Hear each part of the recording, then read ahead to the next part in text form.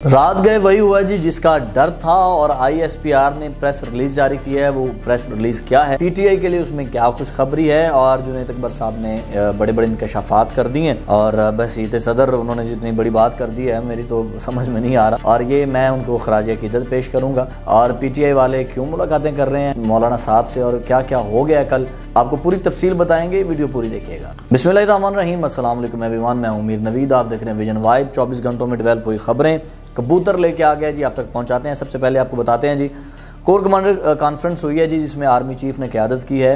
उन्होंने कहा जी शोहदा कानून नाफिज करने वाले अदारे और शहरियों की लाजवाब कुर्बानी को खराज अकीदत पेश करते हैं। लाइन ऑफ कंट्रोल और दाखिली रास्तों के ऊपर सिक्योरिटी और तमाम इक़दाम के ऊपर गौर किया गया।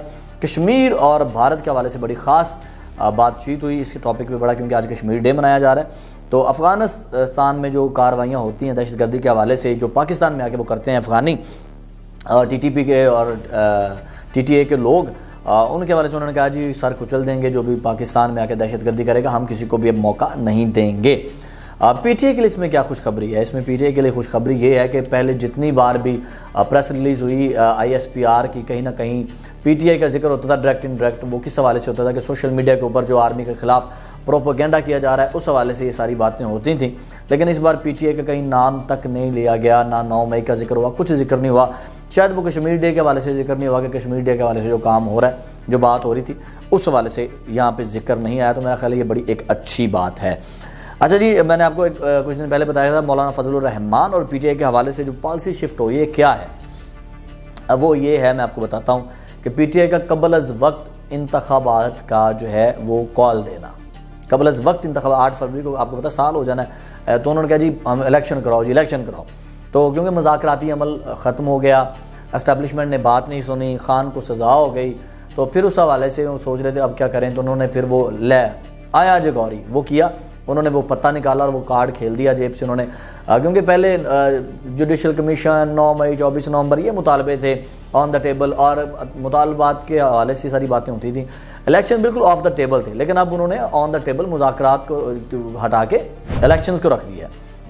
अब कल रात इनकी मुलाकात हुई है जी, जो मैंने क्या कर रात वो हुआ जिसका डर था। मौलाना फजलुर रहमान, शाद खाकान अब्बासी, मुस्तफ़ा नवाज़ खोखर और पीटीए के एक वफ़द ने जो है वो मुलाकात की है आपस में। और शाद खाकान अब्बासी ने बल्कि अपनी डिमांड्स जो हैं वो रख दी हैं सामने। उन्होंने कहा जी नई इंतखाबाती दहशतगर्दी, मुआशी मसाइल और दूसरे बहरानों से और ETC से निकलने का वाद रास्ता यही है कि अब नए मुज़ाकरात करवाए जाएँ। और पीटीए का ये जो नया सफ़र है पता नहीं कहाँ तक अब ये ख़त्म होता है, क्योंकि अप्रैल से मई के स्टार्ट तक ये जो दिन होते हैं ना एहतजाज के लिए बड़े अच्छे होते हैं। गर्मी आएगी फिर भी एहतजाज नहीं होगा, सर्दी आएगी फिर भी एहतजाज नहीं होगा। अगस्त सितंबर में एहतजाज कर लिया जाता है और ये दिन जो है एहतजाज के लिए परफेक्ट दिन है। तो उन्होंने कहा जी इन्हें तो फ़ायदा चुको तो क्यों ना इलेक्शन की गल कर ली है, क्योंकि पीटीआई ने पहले भी जो किया है वो मुँह की खानी पड़ी है। चाहे वो कौमी असम्बली के बाहर बैठ के 3 घंटे की फिल्म जितनी भूख हड़ताल हो या फिर सिविल नाफरमानी की बात हो, यार पैसे तुम अपने भेजने ने इहदे च की तुहानू। फिर उन्होंने कहा जी फौजी प्रोडक्ट्स का जो है वो बायकाट किया जाए, लेकिन ना तक DHA में इतनी कीमतें बढ़ गई हैं। DHA कोयटा में जगह सा काम हो रहा है, प्रॉपर्टी की कीमतें आसमानों को लग रही हैं DHA की। तो भाई अगर आपने फौजी प्रोडक्ट का आपने बायकाट करना था तो पहले अपने DHA से अपने फ्लैट ख़त्म करें, DHA से अपनी प्रॉपर्टी ख़त्म करें, ये सारी चीज़ें ख़त्म करें। ये आप कर नहीं रहे और आप कह रहे हैं जी वो ख़त्म जी आप खैर ये सारी बातें इनके मुँह पर मारी गई हैं और मेरा ख्याल दोबारा फिर मारी जाएंगी।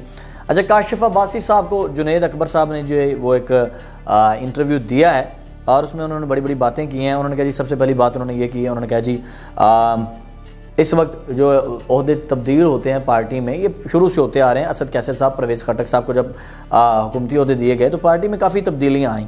फिर उन्होंने ये कहा कि मेरी खान से 5-7 मिनट की मुलाकात हुई है, कोई तफसीली बात तो हुई नहीं। और खान साहब जो है वो गंडापुर से नाराज़ नहीं, अगर नाराज़ होते तो उनसे CM की कुर्सी छीनते, जो कि खान साहब ने नहीं किया। इसमिन खान साहब गंडा साहब से नाराज़ नहीं है। फिर उन्होंने कहा जी मैं मानता हूँ, एतराफ़ करता हूँ कि हमारी पार्टी में धड़ेबाजियाँ हैं, क्योंकि हमारी पार्टी में आगे निकलने के मौके ज़्यादा हैं दूसरी पार्टियों की बनिस्बत। तो जिसको वज़ीर, मशीर, गवर्नर या कुछ भी बनने का मौका मिलता है तो वो तगोदो करता है।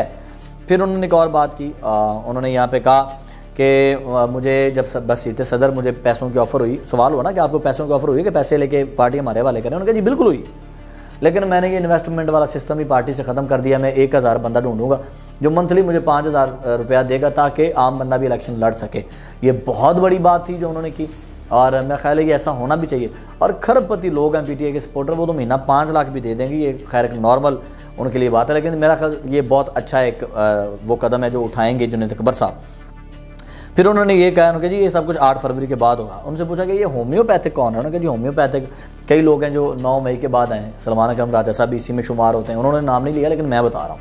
फिर उन्होंने कहा कि ऐसी लीडरशिप है जो कारकुनों को साथ नहीं देती, उनके साथ खड़े नहीं होते, जो सख्तियाँ बर्दाश्त नहीं करते। तो ये सारे होम्योपैथिक ही हैं जिन पर हमारी कड़ी नज़र है।